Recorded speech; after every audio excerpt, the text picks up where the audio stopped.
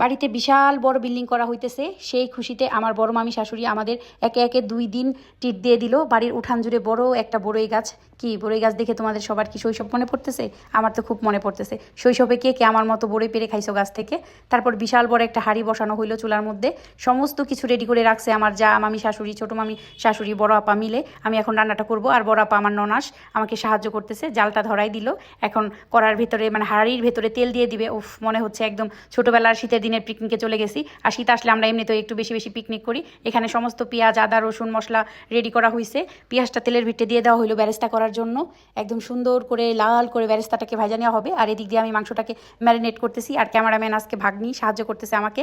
সবাই জানে আমি ভিডিও করি। আর আমার শ্বশুরবাড়ির মানুষের কথা কি বলবো, এত এত সাপোর্টিভ। মানুষের বাবার বাড়ির মানুষ সব দিক থেকে সাপোর্ট করে, কিন্তু আমার ক্ষেত্রে হয়েছে উল্টা। আমার শ্বশুরবাড়ির সবাই আমি যে ভিডিও করি আমাকে অ্যাপ্রিসিয়েট করে। এরকম কার কার বাসায় আছে যে শ্বশুরবাড়ির মানুষ সব কিছু করার জন্য আগ্রহ, ইন্সপিরেশন দেয়? এটা খুবই ভালো। আমার সাথে এই জিনিসটা ঘটে।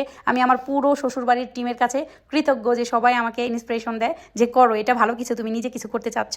তারপরে আমি কিছু বেরেস্তা তুলে মাংস ম্যারিনেট করা হওয়ার পরে মাংসটাকে ঢাইলা দিয়েছি। ঢালার পরে মাংসটাকে কষাই নিছি। এখন আমি 1/2 কেজির মতো কাঁচামরিচ দিয়ে দিব। এখানে প্রায় 6 কেজি বিরিয়ানি রান্না হইতেছে। শুধু 6 কেজি চাল, 7 কেজি মুরগির মাংস। তো আমি যখন গল্প দিচ্ছিলাম তখন একটু লাড়াচাড়া কম হয়েছে। ভিডিও বানাইতে যায় মুরগির মাংসটা লেগে গেছিলো। তো আমরা আবার একটুখানি হাঁড়িটাকে প্রসেসিং করে অন্যভাবে আবার বসাই দিছি। গাজরগুলো ছোটো মামি এত সুন্দর করে কেটে দিছে। তারপর আমি একটু বললাম যে ফুল ভিডিও নাও, আমাকেও যেন একটু দেখা যায়। ভাগ্নি নিয়ে দিল ভিডিও। এখন আমি সুন্দর করে গাজরগুলো ঢাইলা দিলাম। চাচ্ছিলাম সুন্দর একটা ভিডিও তোমাদের সাথে প্রেজেন্ট করতে, এর থেকেও দ্বিগুণ মজা হয়েছে।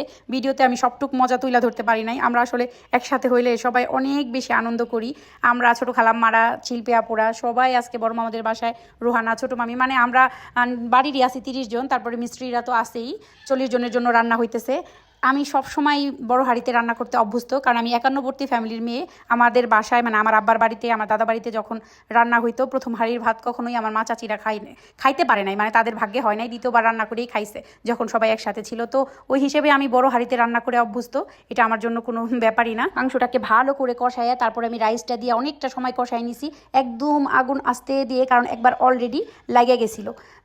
এটা আমি এখন গরম পানি, ফুটন্ত গরম পানি মেপে মেপে দিয়ে দিতেছি। যেহেতু এখানে প্রায় 6 কেজি চাল, ওই অনুযায়ী আমি পানিটা দিব। আর সবাই যখন বলো যে 1 কেজি রাইসের ভিতরে 2 কেজি পানি দিয়ে দিলেই হইব 1 কেজি চালের ভেতরে, কিন্তু না, আমি সবসময় ফুটন্ত পানি হইলে একটু হইলেও বেশি দিই। এখানে 6 কেজি চালে আমি 15 মগ পানি দিয়েছিলাম। আমার বিরিয়ানিটা একদম পারফেক্ট আসছে। এরপরে বলক তোলার পরে আমি এখানে বেশি করে ডিপ্লোমা দুধ দিয়ে দিলাম। আমি সবসময় এভাবেই রান্না করি। আমার রান্নাটা যারা পছন্দ করো তারা অবশ্যই খেয়াল করতে পারো, আমি খুব সহজে বিরিয়ানিটা খুব কম সময়ে রান্না করে ফেলতেছি। তারপরে আমি একটু চিনি দিয়ে দিতে বললাম, আপা একটু চিনি দিয়ে দিল। চিনি দিলে কালারটা সুন্দর আসে, টেস্টের ব্যালেন্স থাকে। এরপর আমি এখন নিচে নামাই ফেলছি মামির সাহায্যে নিয়ে। এরপর আমি এটার উপরে বেশ কিছু আগুন তুলে দিব যেন উপরে থেকে তাপটা যায়।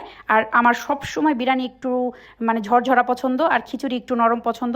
আমিও মনে করি যে আমার টেস্টের সাথে অনেকের মিল আছে, তো আমি ওইভাবে রান্নাটা করার জন্য চেষ্টা করেছি। আর বড় মামিকে অসংখ্য ধন্যবাদ একে একে আমাদের 2 দিন ট্রিট দেওয়ার জন্য। যেহেতু সার ডালাই হয়েছে, কালকে আমরা খেয়েছিলাম, আর আজকে আমরা খাবো একদম বিরিয়ানি আর হয়েছে পায়েস।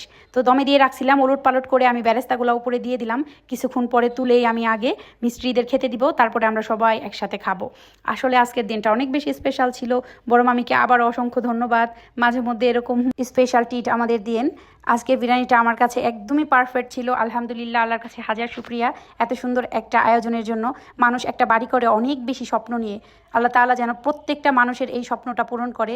দেখো পায়েসটা এত সুন্দর হয়েছে। পায়েসটা রান্না করছে আমার শাশুড়ি মা, যার রান্না খেয়ে খেয়ে আমি সবসময় মুগ্ধ হই। আসলে আমার শাশুড়ির মায়ের বাবার বাড়ির সাইডের সবার রান্নার হাত খুব ভালো। ওনার ভাইয়ের বউদের রান্নাও যেমন ভালো, ভাস্তিদের রান্নাও তেমন ভালো। আবার আমার শাশুড়ি মায়ের রান্না তো একদম 100-তে 100। আলহামদুলিল্লাহ, সবাই একসাথে খেয়ে নিতেছি আমরা। আজকের দিনটা অনেক বেশি স্পেশাল ছিল। এরকম দিন আরও চাই। মামি, আপনারা যদি আমার ভিডিও দেখেন অবশ্যই এরকম টিট দিবেন মাঝে মধ্যে। এই যে শান্ত খান আমার একমাত্র দেবর, আমার সব থেকে ভালোবাসার দেবর, আর এটা ভাগিনা খাইতেছে। ভালো থাকো সবাই। আল্লাহ হাফিজ, আসসালামু আলাইকুম।